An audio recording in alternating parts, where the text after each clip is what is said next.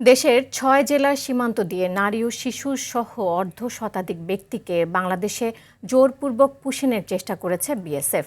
তবে বিজিবি ও স্থানীয় সীমান্তবাসীর সতর্ক অবস্থানের কারণে এই চেষ্টা ব্যর্থ হয়েছে।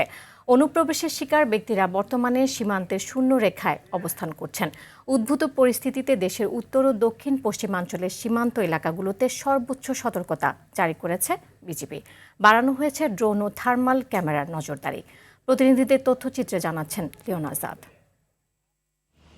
লালমনিরহাটের হাতীবান্ধা, পাটগ্রাম ও আদিতমারী উপজেলার ৩টি পৃথক সীমান্ত পয়েন্ট দিয়ে ৩৩ জনকে বাংলাদেশে পুশিনের চেষ্টা করে বিএসএফ। বিজিবি ও স্থানীয়দের সতর্ক অবস্থানের কারণে তারা দেশের অভ্যন্তরে প্রবেশ করতে পারেনি। লালমনিরহাট ১৫ বিজিবি ব্যাটালিয়ন জানিয়েছে, বর্তমানে পুশিনের চেষ্টা করা ব্যক্তিরা ভারতের অভ্যন্তরে ও শূন্য রেখায় অবস্থান করছে। কুটিবাড়ি এবং এপাশে দুর্গাপুর সীমান্ত দুটো মিলেই তারা ১২ জন নাগরিককে পুশিংয়ের চেষ্টা করে এবং ৫ জন যে আছে, ৩ মহিলা, ছোট বাচ্চা, পুরুষ আপাতত ভারতের সীমানার ভিতরে আছে। নওগাঁর সাপাহার সীমান্ত এলাকা দিয়ে নারী, পুরুষ এবং শিশু সহ ১৭ জনকে পুশিনের চেষ্টা চালিয়েছে বিএসএফ। এদিকে পঞ্চগড়ের বড়বাড়ি প্রধানপাড়া সীমান্ত দিয়ে নারী ও শিশু সহ ১০ জনকে পুশিনের চেষ্টা চালায় বিএসএফ। পরে স্থানীয়দের সহায়তায় বিজিবি তা প্রতিহত করে। পরিস্থিতি নিয়ন্ত্রণে দুই বাহিনীর মধ্যে পতাকা বৈঠক চললেও সীমান্ত এলাকায় উত্তেজনা ও আতঙ্ক বিরাজ করছে। ভারতের মধ্যে ওরা বেড়াবেড়ি করতেছে, বাংলাদেশে পুশিং ঠেকানোর জন্য তৎপরতা ছিল বিজিবি, পাবলিক সহ।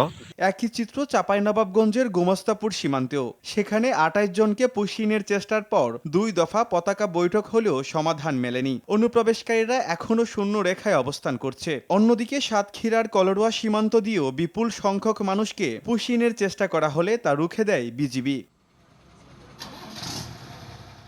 পুশিনের এই আশঙ্কায় দিনাজপুরের হিলি ও সিলেটের জৈন্তাপুর, গোয়াইনঘাট সহ দেশের স্পর্শকাতর সীমান্তগুলোতে নজরদারি কয়েকগুণ বৃদ্ধি করা হয়েছে। রাতের অন্ধকারে অনুপ্রবেশ রুখতে ব্যবহার করা হচ্ছে থার্মাল ইমেজিং ক্যামেরা এবং ড্রোন। রাতে অনেক সময় ঘুমাতেও পারি না, কোনো শব্দ হলে আমরা দৌড় মেরে বাইরে বাড়াই চলে আসি। বিজিবি যে সহযোগিতা আমরা করব এবং তাদের যে তৎপরতা, আমরা তাদেরকে সাধুবাদ জানাই। সীমান্ত পরিস্থিতি সার্বক্ষণিক পর্যবেক্ষণ করা হচ্ছে জানিয়ে বিজিবি কর্মকর্তা বলছেন, দেশের সার্বভৌমত্ব এবং সীমান্ত রক্ষায় কোনো ধরনের আপোষ করা হবে না। সম্ভাব্য পুশিনের যে সকল স্থানসমূহ আমরা সিলেক্ট করতে পেরেছি, সেই সকল জায়গায় আমরা অতিরিক্ত নজরদারি তথা আমাদের টহল তৎপরতা বৃদ্ধি করেছি। Leon Azad, RTV।